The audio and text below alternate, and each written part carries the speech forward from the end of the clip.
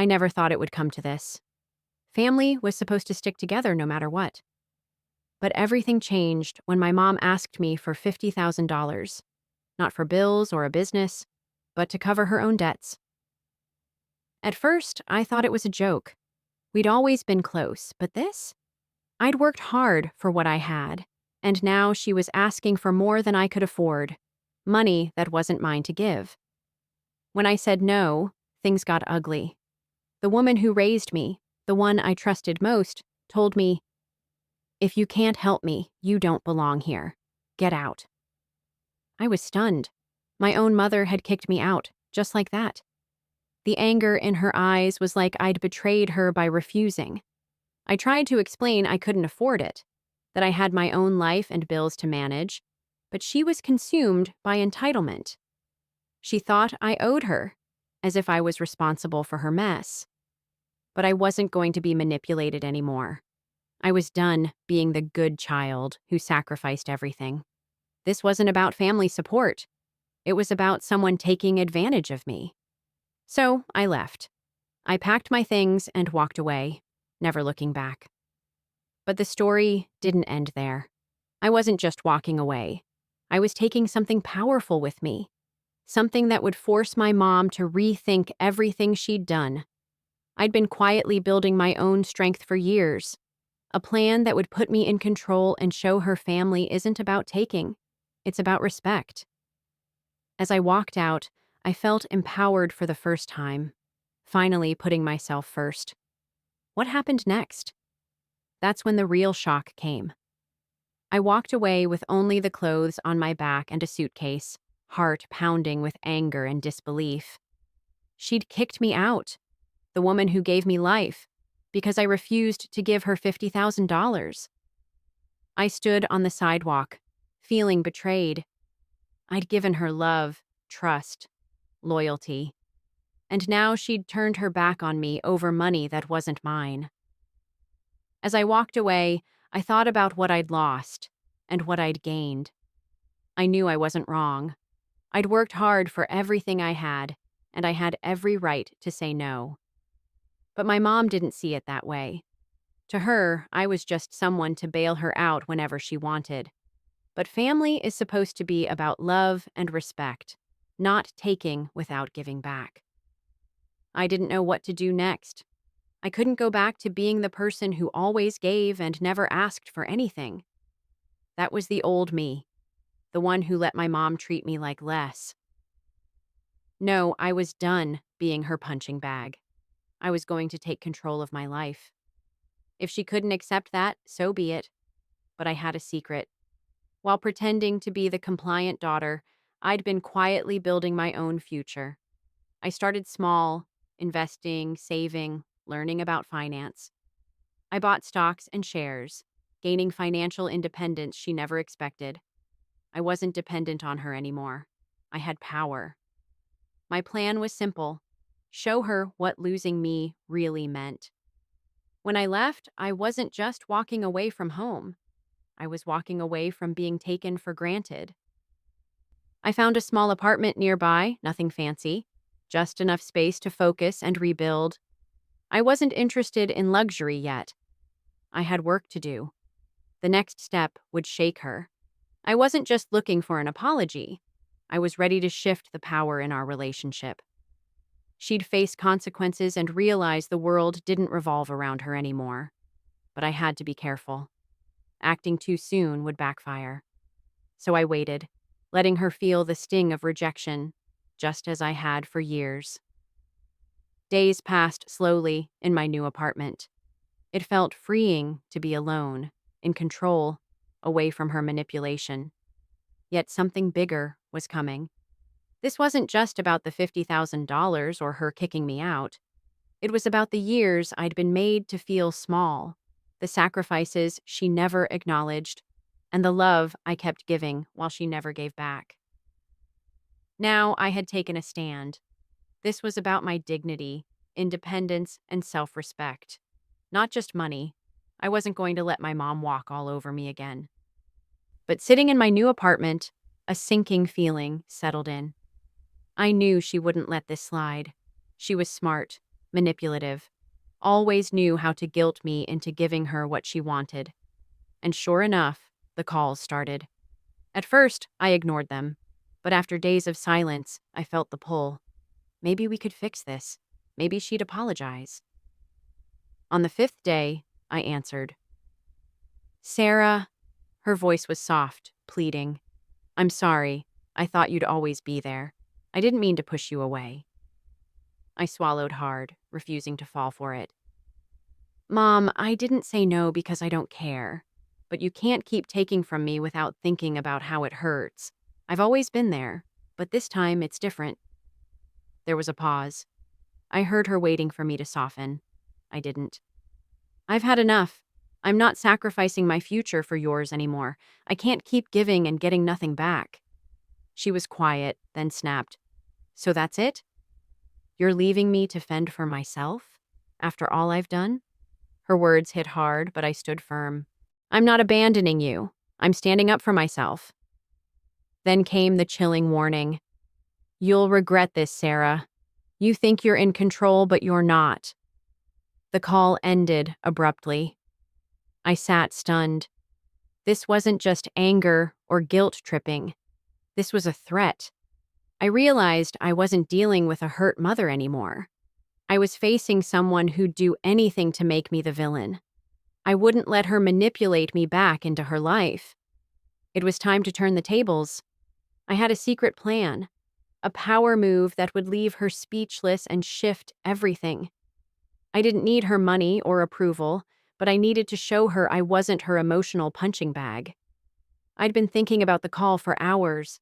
It wasn't the last I'd hear from her. She'd come back stronger, angrier, trying to pull me back into the same toxic cycle. I couldn't let that happen. I had to prove I wasn't the dutiful daughter anymore.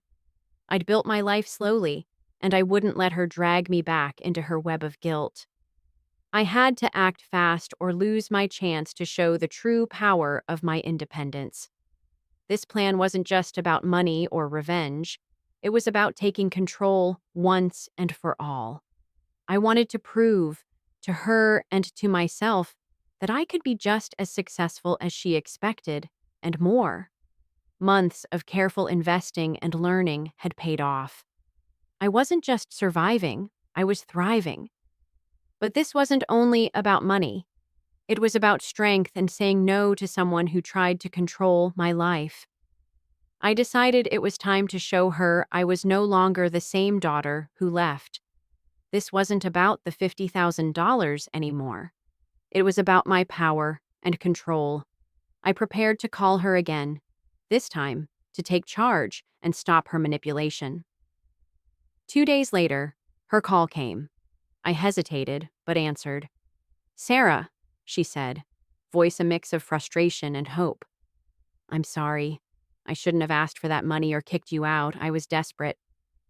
I stayed calm. I appreciate that, but I don't owe you anything. No money, no time, no energy. I've worked hard and won't be guilted into giving it away. She paused, then said, I've always been there for you. Don't you owe me something?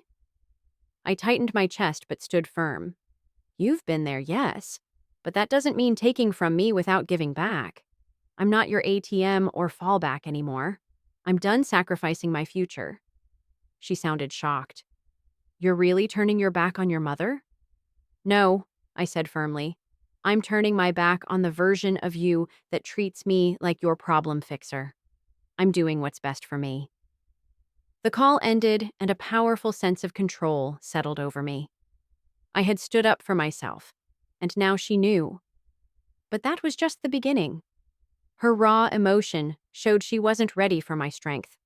I'd broken free from her control, but the fallout was uncertain. Would she try to destroy me, spread lies, or guilt me into submission again? I didn't know if people who saw me as the good daughter would now call me selfish or cold. The stakes were high. I spent days preparing. My mom wouldn't rest until she made me regret this and twisted the story to paint me as the villain. But I wasn't going to fight her the way she expected. No begging or crawling back. I had a plan, a way to shock her, leave her speechless, and force her to question her behavior. This wasn't just about money or immediate consequences, it was about reclaiming my power for good. I wasn't just walking away from my mom, I was walking away from everything she tried to control in my life. I had worked hard to get here, on my own terms. No more guilt, no more excuses. It was time to live for me. The next time I spoke to her wouldn't be about apologies or compromise.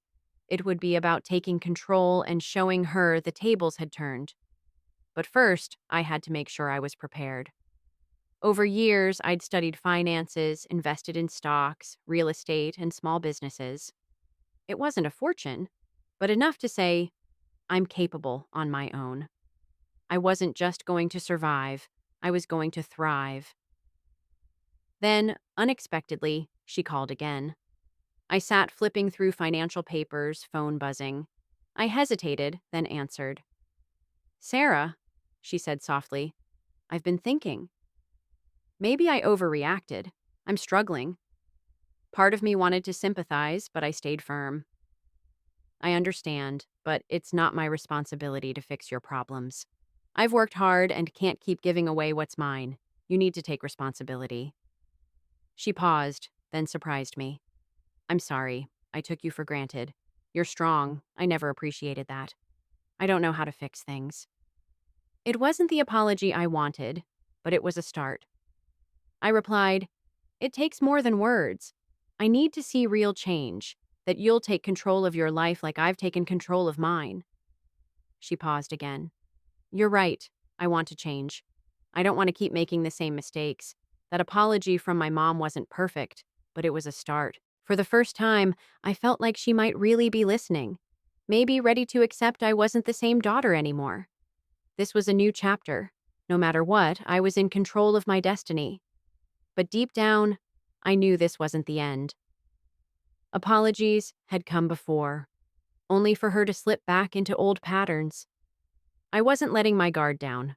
I had made the decision to leave, to claim my independence, and though it hurt, it felt empowering.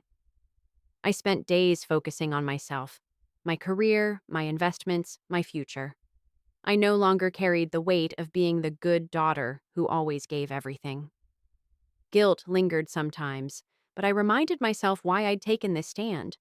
I deserved respect, not to be used as an ATM or emotional crutch.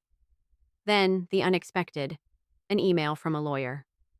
My mom was suing me for the $50,000, claiming I had a moral obligation and had abandoned my duties as a daughter. I was stunned. I thought we were making progress, but no, she was dragging me into a legal battle to force me to pay. Her apology was a lie. She was willing to destroy our relationship to get what she wanted. I contacted a lawyer immediately. I wasn't going to fall into her trap again. This was about control, not money. I had already stood up to her once. I wasn't backing down now. The lawsuit hit me like a tidal wave. It wasn't just money. It was a fight for power. She wanted to control me, but I refused. The emotional toll was brutal. Work became a struggle. Every email brought more legal papers and attention, but I was determined not to lose myself or my future. I prepared with my lawyer, aware my mom could twist the truth to her advantage. This was bigger than money. It was years of emotional manipulation coming to a head. I needed to prove I was strong, independent, and didn't owe her anything. Then, unexpectedly, my dad called. I hadn't spoken to him much. Mom kept him distant. But now he reached out, worried about the family tearing apart. Sarah, he said, voice heavy with concern. This is tearing us apart. You need to understand. His words hit hard. I wasn't just fighting my mom. I was fighting to save what was left of my family. I didn't ask for this, I told him. Mom crossed the line. I love her, but I can't be her backup anymore. There was silence. Then a sigh. I know, but this is going too far. You can't just walk away from family, Sarah. His words cut deep. I didn't want to break my family, but I couldn't keep sacrificing myself. I told my dad I wasn't walking away. I was standing up for myself for the first time. There was silence. Then he said softly, I don't want you to go through this alone. I'm here if you need me. A tear slipped down my cheek. It was hard, but for the first time, I felt less alone. Maybe he was finally seeing my side. The days that followed blurred into legal calls, paperwork, and growing pressure. My mom's constant control had shaped me, but now I was fighting for freedom and self-respect. Looking out at city lights from my apartment, I realized this was my turning point. Then the media got involved. A journalist I trusted reached out about the lawsuit. At first, I hesitated to share my personal story, but I knew this was my chance to reveal the truth behind years of manipulation. The interview aired, and the response was huge. People saw my side, the guilt, the pressure, the endless sacrifices. Some criticized me, others supported me, but I no longer cared. I had shared my truth, and that mattered. The story spread fast, hitting mainstream media. My mom's lawyer claimed it damaged her reputation, but I stood firm. The world was finally seeing the real her. The manipulations, the guilt trips, even my family couldn't ignore it. Soon after, my dad called again, his voice distant. I didn't know it was this bad, Sarah. Why didn't you tell me? I was silent, then said, I didn't think you'd understand. I had to do what was best for me. There was a pause, then, I get it now. I'm proud of you. You shouldn't have had to carry everything alone.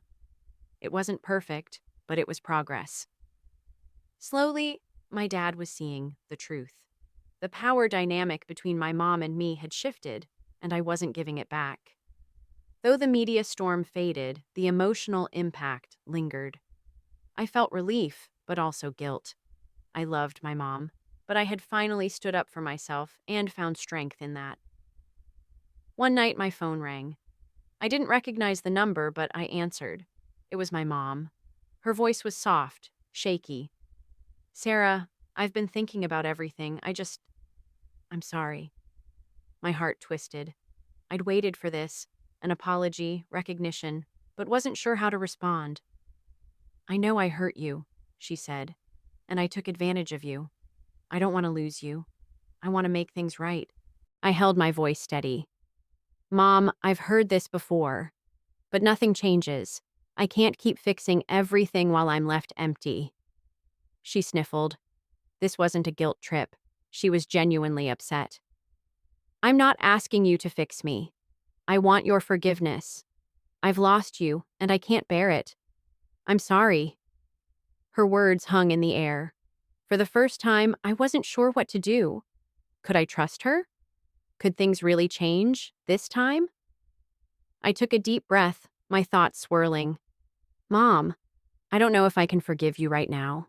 You've hurt me in ways I can't even explain. But I also know that I can't keep running away from you either. Maybe we need time. Maybe I need time. I understand, she replied softly. But please know that I'm working on myself. I'm not perfect, but I'm trying. I want you in my life, Sarah. I want to fix what's broken. I could hear the sincerity in her voice. For the first time in a long time, I believed she was truly trying. But could I trust her? Could I go back to a relationship that had been so filled with manipulation, guilt, and emotional strain? Could I go back to her without losing myself in the process? I don't know what the future holds, Mom, I said slowly. But I'm not willing to put myself in a situation where I'm being used again. If we're going to try to rebuild our relationship, it's going to be different this time. We have to start fresh. She was quiet for a moment. Then she finally said, I can accept that. I'll do whatever it takes. I want to be a better mom to you. As I hung up the phone, I didn't know how to feel. I wasn't sure if I was ready to let her back in. I didn't know if I could forgive her for everything she had done. But something had shifted. The apology, the sincerity in her voice, it was a start. A small one, but a start nonetheless.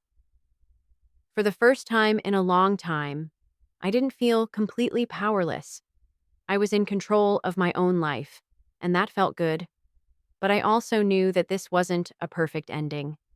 There were still a lot of hurdles to overcome, a lot of work to be done. But for now, I had taken the first step toward healing, and that was enough. Weeks passed after that phone call, and things began to settle into a new rhythm. My mom's apology wasn't a magic fix, but it was a step forward. I had set boundaries, and for the first time in my life, I wasn't afraid to stand by them. There were still moments of doubt, moments where I questioned if I had done the right thing, but I knew that I couldn't live in the past anymore. I had to keep moving forward. As I focused on rebuilding my life, something unexpected happened. Slowly, people around me, friends, even distant family members, started to reach out. They had seen the media coverage, read the articles about the lawsuit, and now they were curious about my side of the story. Some were supportive, others unsure, but it became clear that I wasn't alone in this. One afternoon, I got a message from an old friend, Jenna. We hadn't spoken in a while, but we had once been very close before life had pulled us in different directions. Her message was simple. I read about everything that's been happening with you and your mom. I'm so sorry you're going through this, but I just want you to know that I'm here for you if you need someone. Her message caught me off guard. I had been so wrapped up in the chaos of the lawsuit and the fallout with my mom that I hadn't realized how many people cared about me. Jenna had always been a supportive friend, and her message reminded me that I wasn't as isolated as I sometimes felt. We arranged to meet for coffee the next day. As I sat across from her at the cafe, it was hard to hold back the emotions that had been building up inside me for so long. Jenna listened patiently as I told her everything, the way my mom had demanded money, how I had been kicked out, and the painful aftermath of standing up for myself. "You're so brave, Sarah," Jenna said, her eyes filled with empathy. "I know it's not easy, but I think what you did was right. Your mom is an adult, and she needs to take responsibility for her own choices. You didn't do anything wrong." I nodded, trying to hold back the tears. I feel like I've lost her. She's my mom, and I love her, but I don't know if I can ever go back to the way things were. I don't know if I can ever trust her again. Jenna reached across the table and gave my hand a reassuring squeeze. "You don't have to go back to what you were before, Sarah. You're building something new for yourself. You're stronger than you realize." Her words were like a balm to my wounded heart. It was exactly what I needed to hear. For so long, I had allowed myself to be defined by my relationship with my mom, by the constant tug of war between love and obligation. But now, I was learning to define myself, not by the expectations others had of me, but by who I wanted to be. As the weeks went by, I found myself growing more comfortable with the idea of building my own life, separate from my mom's influence. I didn't need her approval to succeed, and I didn't need her guilt to keep me tied to a past that had always held me back. But just when I thought I was finally finding my peace, something else happened. One evening, as I was wrapping up work at my apartment, I got an unexpected knock on the door. My heart skipped a beat as I opened it, and there stood my mom, her face tired and worn. For a moment, we just stood there, staring at each other. She began, but her words caught in her throat. She was visibly shaken. "I don't know how to fix everything, Sarah, but I need to tell you something important." I stepped aside, silently inviting her in. We sat down in the living room, the air between us thick with tension. I wasn't sure if I was ready for what she was about to say, but I knew I had to hear it. "I've been doing a lot of thinking," she continued, her voice quieter now. "And I realized that all this time, I've been asking you to fix my problems, to fill a hole that I created. I never saw how much it hurt you. I never saw how much I was taking from you. And I'm sorry." The apology was softer than the last one, more sincere. There was no defensiveness, no anger, just regret. I know I've messed up, she said, her voice cracking, but I want to change. I'm not asking for your forgiveness right now. I know I don't deserve it, but I want you to know that I'm trying. I've started seeing a counselor and I'm working on myself. It took everything in me not to break down. Hearing my mom finally take responsibility for her actions was both a relief and a shock. I wasn't sure how to react. I had always dreamed of this moment, where she finally acknowledged how much her actions had affected me. But now that it was happening, I didn't know what to do with the emotions that surged inside me. I don't know if I can forgive you, Mom, I said, my voice trembling. But I do hear you. And I hope you keep working on yourself. I need to see that you're truly changing before I can even think about coming back into your life. Her eyes filled with tears, and she nodded slowly. I understand. I'll do whatever it takes. For the first time in a long time, I felt a glimmer of hope. It wasn't a promise of reconciliation. It wasn't a guarantee that everything would be okay. But it was a start. It was the first time in years that I had seen my mom take responsibility for her actions. And that, I realized, was enough for me. I didn't know what the future held for our relationship, but for the first time, I felt like I was in control of my own life. I wasn't defined by her mistakes, and I wasn't carrying the weight of her expectations anymore. Months had passed since that pivotal conversation with my mom. The changes, though small, were undeniable. She had been attending counseling sessions, and while it was still too soon to tell if she was genuinely changing, I could see the effort she was putting in. For the first time, she wasn't trying to guilt trip me or manipulate me into helping her. I didn't know if I could fully trust her again, but seeing her take responsibility for the damage she had caused made me realize something important. I had control over my life now, not her. In the beginning, it felt like the weight of the world had been lifted off my shoulders. I had created space for myself, built new routines, and began healing emotionally from everything that had happened. My relationship with my mom wasn't perfect, but it wasn't toxic anymore, and that made all the difference. Then came the day when I got an unexpected call.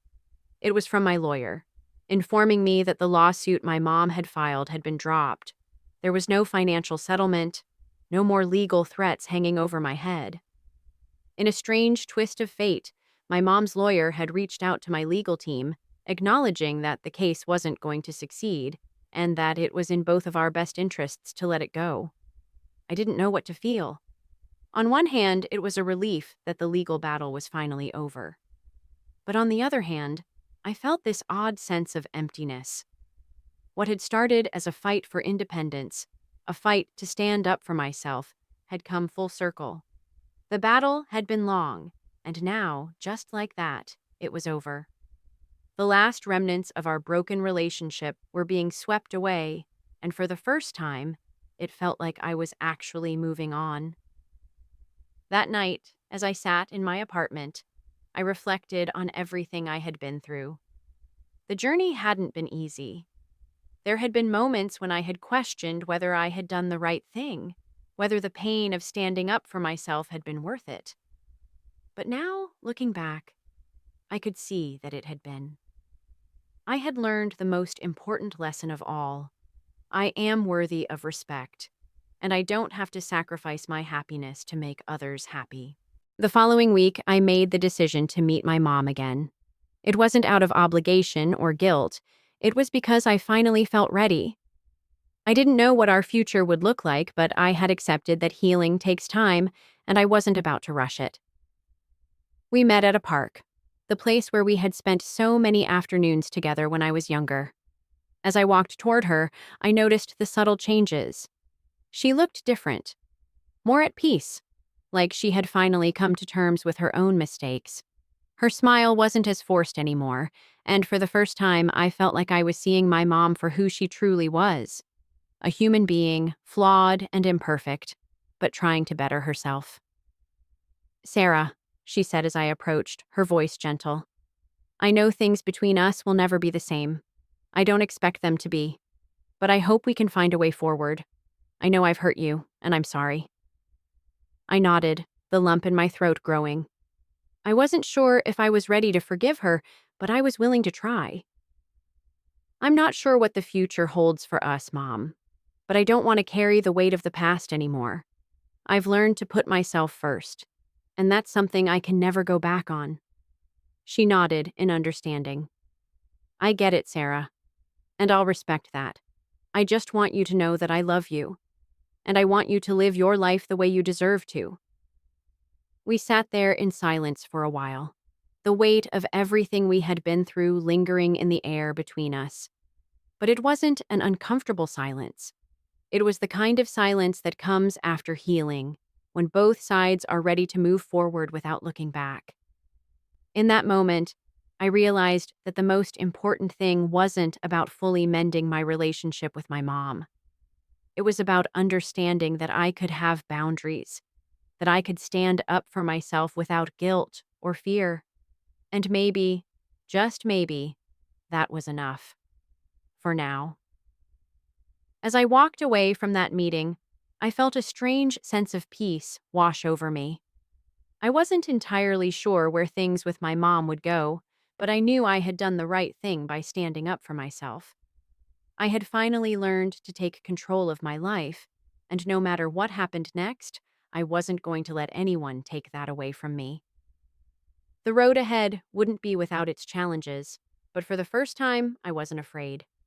I had the power to write my own story, and I was ready to do just that.